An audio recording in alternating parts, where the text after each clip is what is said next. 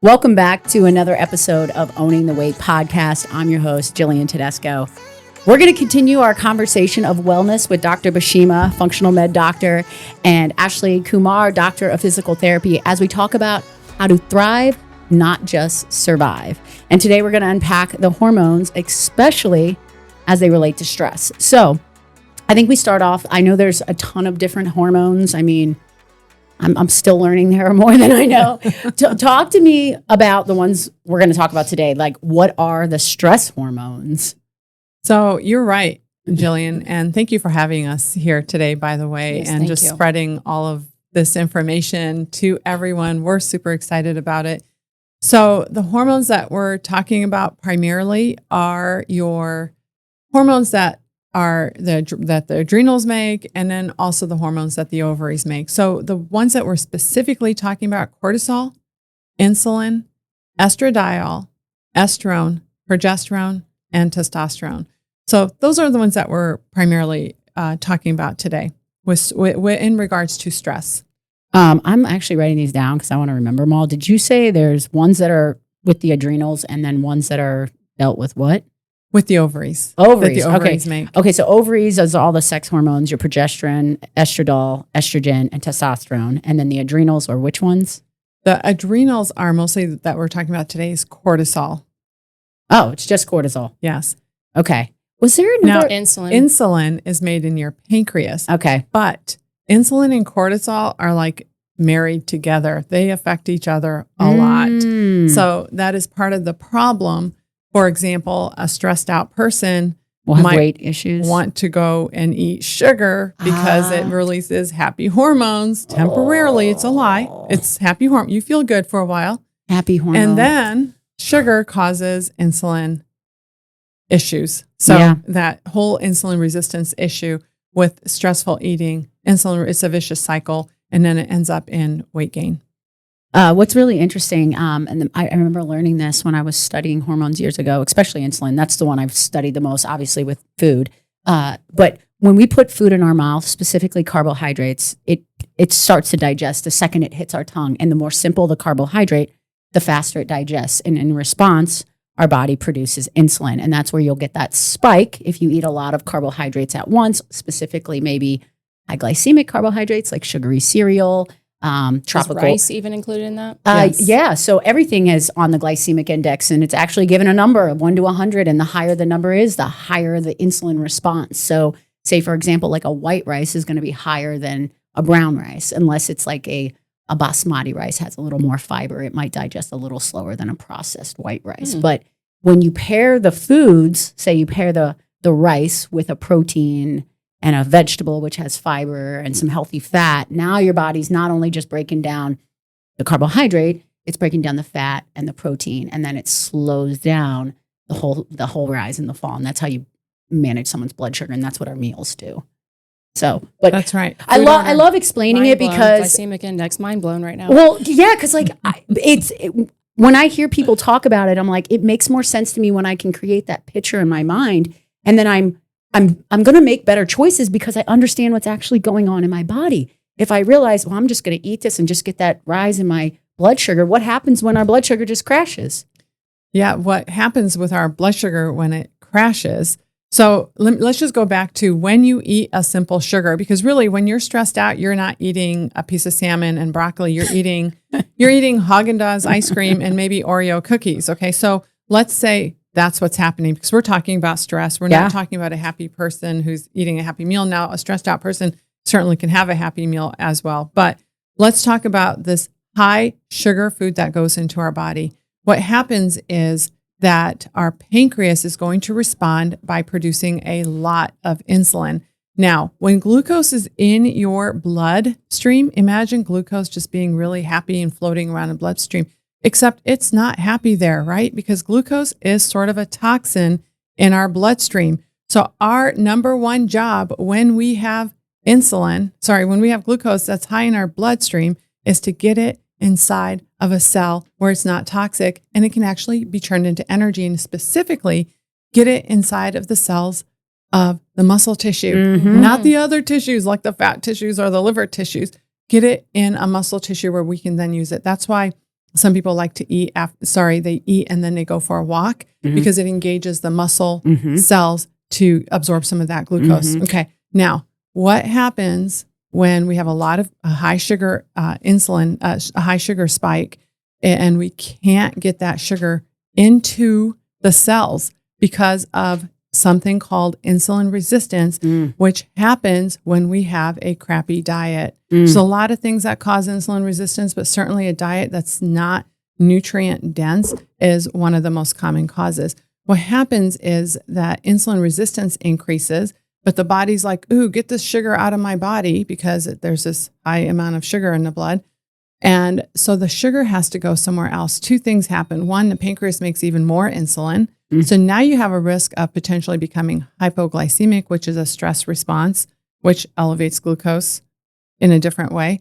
But also the other thing that happens is your fat cells and your liver cells become more sensitive to the insulin.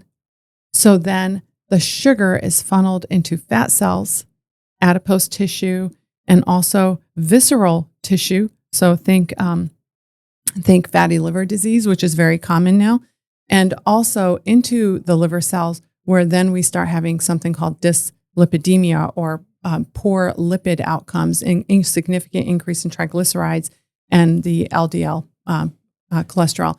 So high sugar meals do that. They will cause that type of response. The other thing that happens as well is when you have a high sugar meal, you will be chasing that sugar load the rest of the day. And part of the reason is the half-life of a sugar spike is about an hour and a half. The half-life of an insulin spike is about 3 to 4 hours.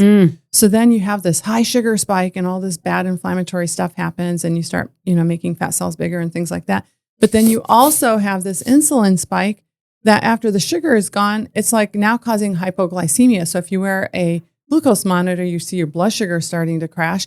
And then what happens is your brain gets this message, you have to eat. And also it's telling you to eat carbohydrates. And so it kind of becomes like a vicious cycle of I just keep eating carbs. So another thing I want to say is, like, when you eat the right carbohydrates that digest slower and your muscle belly has room for this glucose to go after your body converts even the complex carbs into glucose, you can store them in your muscles and use them for exercise in your daily activities. And that's how you manage eating carbohydrates with a healthy diet. Did I say that correctly? That's right. Yeah. So I always thought it's like a bucket theory. It's like your body has this many carbs it can hold in your muscles. And it just goes up and down as you live your healthy lifestyle. And when you just fill them up and you don't exercise, you start spilling over and you have nowhere to go except for into the liver and into the fat cells. And then isn't that also the case for a female that's sarcopenic, who doesn't have much muscle mass, who doesn't lift weights? Doesn't that also connect? There's not as much room for the glucose to go into the muscle. Well, that would make sense. I mean, muscle, they don't have any muscle to go into. Muscle requires more energy to thrive. It burns more calories. It's got you will have a higher basal metabolic rate when you have more muscle. You can just eat more calories, so you can eat more carbohydrates. So yeah, that's very, very true. Good point. Okay, went down a little rabbit hole there. Oh, no, that's an important rabbit hole. And the reason why it's important is when we talk about hormones in general, we talk about something called a hormone hierarchy. And on the bottom of the hormone hierarchy is the cortisol, insulin, and things like that are affected by lifestyle. The things on top of the hormonal hierarchy are your sex hormones. So the problem with a lot of our patients who come in to see me is, oh my gosh, I have all these hormone problems and they want a quick fix. Oh my gosh, you said that so well. Okay, so I heard something the other day, very similar, but so you think of your foundation as like your insulin and your cortisol, yes, and then your sex hormones are at the top of the pyramid. Yes. And so if you're feeling low libido or you're gaining weight, or the progesterone, estrogen, whatever is off, it could be the foundation. Absolutely. Wow. So think about PCOS. Okay. And PCOS, there's several causes of PCOS, like stress, inflammation, post-birth control PCOS. But the biggest cause of PCOS is insulin resistance. And it is a hormone dysfunction. It's hormones that are not working. Your ovaries are not working right when you have PCOS. That's why you're not ovulating, you can't get pregnant, not having regular periods, and you're making a lot of male hormones. because your ovaries are not working like they're supposed to because of insulin resistance, which is that always true? Is that always true? So like if you have PCOS, it's not always true that you have insulin resistance. Okay. Because remember, we said there's other causes. But if you have insulin resistance and you have PCOS, then yes, it is always true that your ovaries are not working like they're supposed to. That's the whole definition of PCOS, is you're having androgenic signs, which means your ovaries are not working like they're supposed to. So facial hair, maybe hair around the nipples, down your midstream, acne really bad. And then you also have irregular periods, which again is a sign that, for a different reason, but a sign that your ovaries are not working like they're supposed to. And because of all that, you have something called anovulation, which means you're not making a healthy, fertile egg every month. And you can't get pregnant.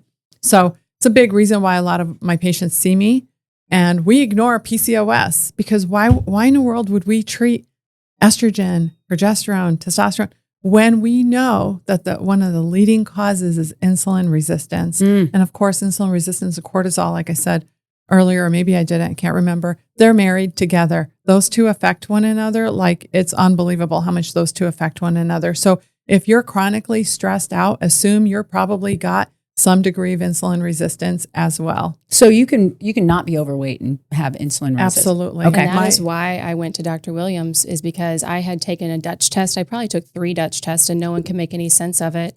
And Dr. Williams was like, Ashley, your main root is stress.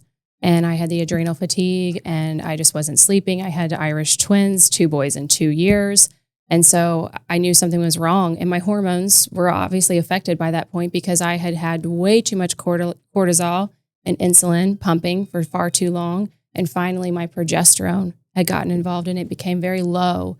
And I was estrogen dominant. And Dr. Williams was the first person that taught me about the cortisol steal and low progesterone. Yeah, I was going to say, talk to us a little bit about adrenals and cortisol. I want to hear about this. I don't know much about cortisol other than what Ashley's told me. So cortisol is a common hormone that's released in, think, fight or flight. When you're in fight or flight, think, okay, my cortisol just went up. And that is actually great when it's going up for a short amount of time. The problem is when it is chronically elevated. Now we're starting to see situations of obesity and weight gain and fatigue and waking up at 2:00 in the morning because your cortisol levels are skyrocketing, and things like chronic illness because cortisol affects your immune system. So natural killer cells, antibodies, lymphocytes, all those things are affected by it. That's why all those college kids that come home after finals week are sick for like 3 days. So, it's because they just relax and then their body's like, you get sick now. Yes, wow. Exactly. Yeah, that cortisol being high on for, sometimes up 7 to 10 days of finals week. I know mine was always high. I never got sick. That wasn't my thing. So of course, genetic plays a role here too, because genetics sort of dictates what areas are affected more than others. For me, a big area for me was weight gain, unfortunately, as I found out when I went through menopause, which I can share with you in a minute. One of the biggest areas that cortisol affects is the gut and gut health. It actually causes things like motility issues, constipation or diarrhea, causes pain issues. It causes even the self-healing at the leaky gut level where we're allowing all these toxins in. There are things inside of the endothelial lining, the gut, which is super thin anyway. There are certain cells like the panth cells that actually promote self-healing of the lining of the gut. Those are all affected. There are cells inside of the lining of the gut that actually are responsible for 90 to 95% of your happy hormone serotonin production. Those are all affected. So you could be depressed because of a leaky gut and poor gut function, and because cortisol is one of the biggest affectors. So there's this bidirectional communication between the brain and the gut. And the gut-brain axis? The gut-brain axis. And we call the gut the second brain because of all the neurons that are in it. And also because it makes some of the happy neurotransmitters that we don't get to have a lot of if we have an unhealthy gut because of high cortisol levels. So serotonin doesn't come from the brain, it comes from the gut? It's primarily made in the brain, in the gut. Yes. I thought it was from the brain. Okay, learned something new today. And cool. Yeah. I hope you learn a lot of new things with all these podcasts you get to do. Yeah. All the, over years. So that's awesome. What is it? Accumulation of wealth and knowledge. That's growth. It's That's good. growth. It's awesome. Yeah. Yep. So talk to me a little bit about your journey through perimenopause and menopause. I know we did, guys, if you are interested in perimenopause, menopause, and learning more about the female hormones, I definitely recommend you go back probably a year ago and listen to the podcast I did with Dr. Baisma a while back. It's called Perimenopause, Menopause, and then Estrogen Dominance. We did 3 in a row. They are incredible. I refer them to anybody with these questions. It's a great foundation to start learning. But walk us through. Obviously, we haven't been through it yet. We both turned, how old are you, 39? 38. 38. Okay, Yeah. I got 2 years on you. I just turned 40. So trying to learn as much as I possibly can about perimenopause and how to walk into it with confidence and health, more so on the inside than just the outside. Perimenopause is, I just want to take a little break and just talk about perimenopause for just a second, because it is such a critical period of a person's life, and it is very much underrated and understood. Perimenopause is when your body transitions from being hormonally balanced to being estrogen dominant. So you're still going to have periods and you're going to think everything's okay. The problem is with perimenopause, your periods start becoming maybe a little more painful, a little bit heavier. Your breast tenderness starts happening even more so. You start having more moodiness. That's actually one of the biggest reasons people see me, is they're like, I don't want to live with myself. I can't tell you the number of women who tell me that. And it's specifically about 3 days before their period starts. And also what you're going to start noticing more with perimenopause is a shorter, what we call luteal phase. Your cycle is generally a follicular phase, the first 14 days in a 28-day cycle. Luteal phase, the second 14 days. And what happens is, instead of on day 28 you having a period, your period starts happening on day 25. These are all signs of estrogen dominance. And the reason why I'm sort of semi-passionate about it is because during estrogen dominance, that's when some bad things might be happening, like maybe growth in the breast or maybe fibroids developing. All of a sudden you go to your OBGYN and you do an ultrasound because you have these ridiculously heavy periods and you've got fibroids growing, because we've had unopposed estrogen affecting estrogen tissue. So that's just an aside. Now, my personal journey, and I want to tell this story because it happened to me, who's a functional medicine doctor. So that's I don't want to say a bad word, but that kind of made me upset because it happened to me and I was blinded by it. So when I transitioned Were you not prepared like you are now for it? I was book-wise, I was prepared, and I'd helped hundreds of other women through it. That's why I'm kind of upset about it. But here's what happened to me. I suddenly went through menopause, and stress was the biggest reason why I went through it. And the reason why is it happened during COVID. So I stopped working out because my gym closed, and all I did was walked. I wasn't mentally prepared for the duration and the longevity of this COVID scare that we had back in 2020. So I stopped working out. I also stopped prepping like I used to. And I stopped, and then all of a sudden I had kids at home 24/7. Your lifestyle habits, they all just changed quickly. And I wasn't prepared for it. And what happened inside of my body is I just stopped having periods. And I gained an enormous amount of weight in a very short amount of time. And probably because of all the stress, I probably turned to sugary foods more than I even probably remember, but probably, and actually we did do a lot of baking and stuff like that because we liked it at home during COVID. But all that to say, I had this unbelievable amount of weight gain before I finally realized, oh my gosh. And since I was working from home, sitting at home all day, wearing my Lululemon pants, which, they fit you even if you gain 20, 25 pounds. You know what I'm saying? Mm-hmm. And so all of a sudden, I remember taking these pictures with my daughter who's graduating in 2020 and looking at myself going, oh my gosh. And then going and weighing myself and going, oh my gosh. And then sitting down and realizing, wow, I haven't had a period for a while. I've really changed how I exercise, So the first thing I did is I did some labs, verified I was in menopause literally overnight. I didn't even wait a year. Normally menopause is no period for one full calendar year. I'm like, I'm not waiting a whole year. I started estradiol immediately because we know one of the biggest causes of insulin resistance, which can accelerate weight gain tremendously, is lack of a really healthy hormone called estradiol. So first thing I did is I replaced my hormones, and there's nothing heroic. It's just a cute little patch on my bottom and some progesterone at night. That's it. And as soon as I did that, there was a huge shift in how I felt, and I stopped gaining weight. And then the second thing I did was I created a plan for myself. So I created a workout plan. So I started going to the gym on a regular basis. Specifically doing the weight training? Yes. And even if it was going to the gym for just 5 minutes for weight training, I didn't care. It was 5 minutes. What we realize in habit training and learning about habits is getting started is the hardest part. So just tell yourself to go to the gym, even if it's a minute, just go. Or just go outside and walk. We're, again, meeting people where they're at. I happen to be super, I want to say super fit. I don't want to say super fit, but super fit for my age. I'm pretty fit.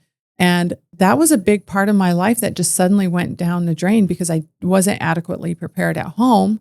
And my gym closed down, and really, I love walking and hiking. So I just was doing that, but obviously not enough. So yeah, that weight gain, which then of course causes more obesity and weight gain, especially in fat cells, causes this vicious cycle of increase in inflammation, increase in worsening in insulin resistance, increase in rapidness of how much weight gain you have if you're genetically predisposed to that, which I am. And she helped me because mine wasn't weight gain. Mine was, I was becoming anxious for no good reason.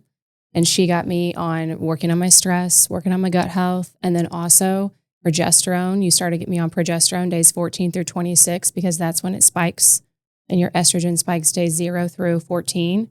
And I am no longer anxious for no good reason. So the hormones for me was like game changer. So I appreciate that. So do you typically recommend hormones for women who are not even at perimenopause? And that's the problem is what we're seeing, unfortunately, is perimenopause starting earlier and earlier. So like age what? So we used to see it around age 42 to 44 is when I first started seeing it. Now, this is not what we're taught in medical school. When I first started seeing it in my practice, which is over 20 years ago, I would have these women coming in making that statement, I don't want to live with myself. I'm really angry. I'm really irritable. I lose my temper easily before my period starts. And I started reading all these books on hormones. Like, why are these women complaining? Because I was in my 30s at the time. I had no idea what they were talking about. And so I started putting together this estrogen dominance picture and lack of progesterone during that age. What happens with some women who are totally stressed out is they have, to some degree, premature ovarian failure. Now, that does not mean it stops working, but it's not working like properly. It's supposed to. So what we do sometimes is we will use progesterone, sometimes temporarily, until our women deal with those, again, going back to that hierarchy of hormones, until we have dealt with the cortisol, the insulin resistance, the lifestyle changes. We've helped with sleep. We've helped with breathing techniques. We've helped with all nutrition, all these things. Then sometimes we can actually get women like Ashley off of progesterone, and we can put them on other natural things that actually promote healthy ovarian function. And we do that all the time. So I was going to ask you, how can we identify the root cause of our hormonal imbalances? And then what tests do you recommend to get like comprehensive understanding about all that? So the first thing is with your hormones is you will know that you have an imbalance because you will have any one of those other symptoms that we discussed, whether it's delayed periods, early periods, super heavy periods, super painful periods, while endometriosis is certainly a top cause of that as well. Those are just obtained through history. So that's the first thing. Would that be every single time? Because I could say for myself, like last period, I felt like it was a little heavy and it was painful, but the 2 periods I had before that were great. When you directly correlate that, the biggest correlation with variability in periods is nutrition. So the more sugar you eat, the more your periods are going to be painful. Interesting. In fact, women going through perimenopause, one of the things we help them do is get rid of all packaged foods. Anything that's prepackaged and processed, we get rid of it, and their hot flashes and night sweats go away. And sometimes we do what we call phytoestrogens to help with some of the perimenopausal symptoms. Sometimes we do the progesterone. Sometimes we'll do a tiny dose of estrogen and progesterone. Every person is different. So it depends on many factors: your history, your symptoms at presentation, how aggressive you want to be with treatment. Mm-hmm. There are some women that seriously are so irritable that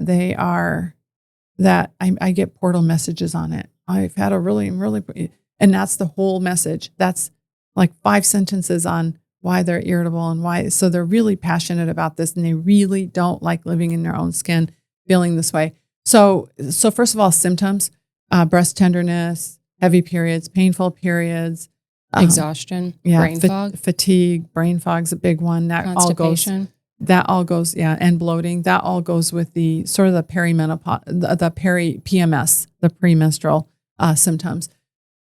Lab-wise, very important to do just basic LabCorp or Quest labs, but doing them on days 19 through 22 of your cycle. So when you do labs during just random labs, there are some points in your period, like your follicular phase, where your estrogen and progesterone should be really low.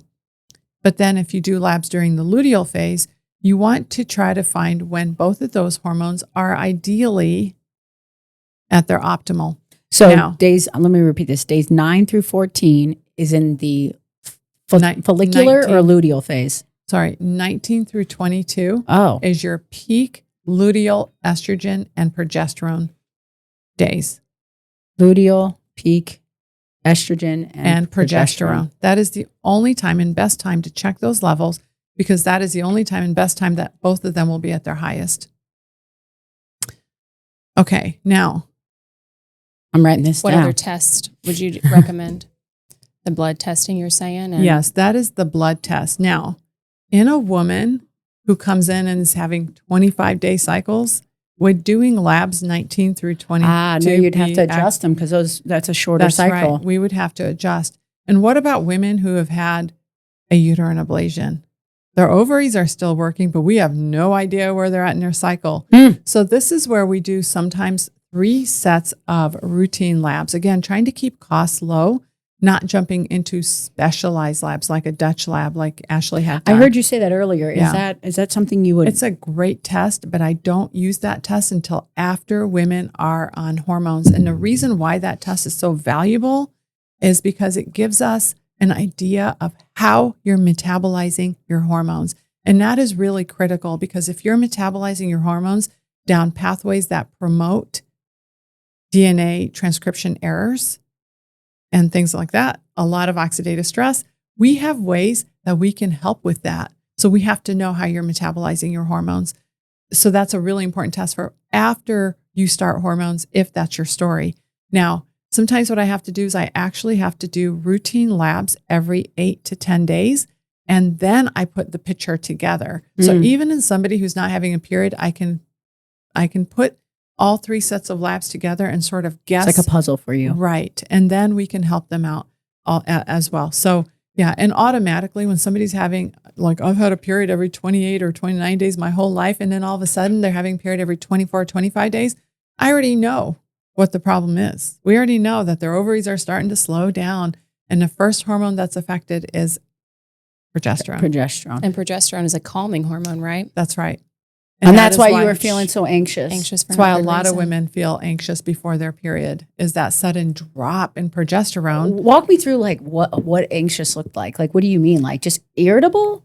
I mean, I was like having moments where I was like, why am I anxious, Ashley? Like, you have no good reason. Like anxiety almost? Yeah, almost like anxiety. I never have had a panic attack per se, but just anxious and overthinking and couldn't get out of my head. Like in your head, not like in your behavior towards your kids or your husband? I mean, I was definitely, all that was affected. I was shorter with my children and shorter with my husband. Okay. I would get angry easier. So I guess you could say anxious and irritable, just like you said. Okay, so that's right before the period.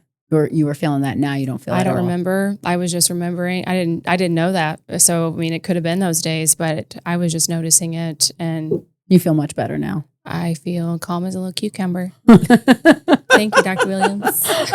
Wow, you're testament I'm right just there. happy right You're now. welcome. And I think too, just, really tracking my insulin and my glucose with this glucose monitor is like game changer. Seeing it in real time, what food does to your body and what stress does to your body, it really makes you clean stuff up. I've heard about it time and time again from different podcasts and biohackers and books that I've read.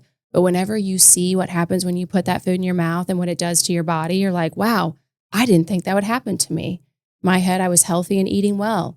And I think I am. But, whenever I get stressed, I got to really pay attention to what I put in my body or prevent, do those hacks that we talked about in the nutrition portion. Breathe before I eat. Mm-hmm. Do something to calm myself down before I prepare to put that food into my body. Yeah. And all of these hormones don't exist in a vacuum. So the fact that we go back to that, to all the hormones are sort of in a dance together. And or even in an orchestra, maybe that might be a better way of saying it. And when one person is off, when the piano guy is playing like a totally different tune and everyone else is playing this harmonious, beautiful music and the piano guy's off, it affects everything. And so this is exactly how hormones work in your body. And at the base is mastering insulin resistance and cortisol. Because if you can master those two, many times all the rest of the hormones take care of themselves. That's really awesome. What's a great cortisol test, Dr. Williams? So the best test to really assess your cortisol is a 4-point cortisol saliva test. So, and you can start that off with actually a 3-point early cortisol upon arising test, and then plus 3 additional levels throughout the whole day to track what your hormones are doing. Now, that is a specialized test through Dutch labs, which, again, if any of my patients, we'd be happy to order for them. Also, you can do a cortisol and DHEA hormone test with blood tests with routine labs. It's a really great test to have once a year. I actually just saw a patient just yesterday whose cortisol level was super high, to the point where we actually think there's something else going on. It's not just stress related. Wow. So sometimes there's actual pathological issues that we uncover, Wow. or actual organic disease that now we're trying to, assess her pituitary gland, which are the hormones that are made in the brain that affect the adrenals. We're also assessing other adrenal hormones and trying to put this whole picture together. Her only complaint is that she was tired. That's it. And she's a happy-go-lucky human. Just now, recently. DHEA and there's DHEA-S, correct? So Yes. which DHEA do you want? The DHEA-S is what you want if you're doing a blood test. Okay. Interesting. And the cortisol could be high or low depending on if it's adrenal fatigue versus adrenal insufficiency. I was insufficient. My adrenals had pumped cortisol for far too long and they were done. I didn't have any cortisol left and my DHEA-S was low. Mm-hmm. And your gut That's was right. wrecked. So it was And I like, was a dysbiotic mess. I was a hot mess. Yeah. 3 years ago, I was a hot mess. I've been working through it for the last 3 years. yeah, same. Working through my stuff. But if you have the personality of just get up and go, you just get That's up and right. go and do. And that's That's right. unfortunately Sometimes it works against you. Well, Yeah. that's Me and the Ashley try to personality. figure out all the ways to slow our asses down. Yeah. It's real That's tough, the but- personality I had when I went through menopause. It's like I was totally like, I didn't even realize I wasn't having periods. Wow. And I had 2 girls at home that were having periods and we were, buying all that stuff. But it taught me a very valuable lesson, which I've always considered myself to be more on the empathetic side towards my patients. But this really taught me that important lesson to really listen, not only to my patients. It's good. but That's to the myself. silver- Self-love. That's you that know? silver lining, Dr. Shima. Like now you've been there, done that. That's right. I always feel like you're a better mentor and a better person to help people when you yourself have been through something. Mhm. It's one thing to read it in books, but it's another to have gone through it. It's just, like you said, the empathy and like And the compassion and the passion that drives to Yeah, be able to you help get it. others. Well, very cool. Thank you for sharing all that. I mean, I feel like we just started to tip the iceberg. But guys, if this sounds like, wow, yeah, that's me, or I want to learn more, this is definitely something you should consider for yourself as we learn more and more about hormones. They have such an effect on our health and our well-being. And why not take care of yourself? So If you're interested, you can reach out to Dr. Baisma. She has her own practice. You want to give them some information on where to find you? Yeah. Thanks, Jillian. You can find me on Being Functional, BEING functional.com. And on Instagram. And on Instagram, doctors _ thank you, _ being functional. And also we created an amazing, Ashley and I put together an amazing med pack that really focuses on harnessing that calm in a good way. So we have a calm pack on myvitamin.com. That's something anyone can get started on right away.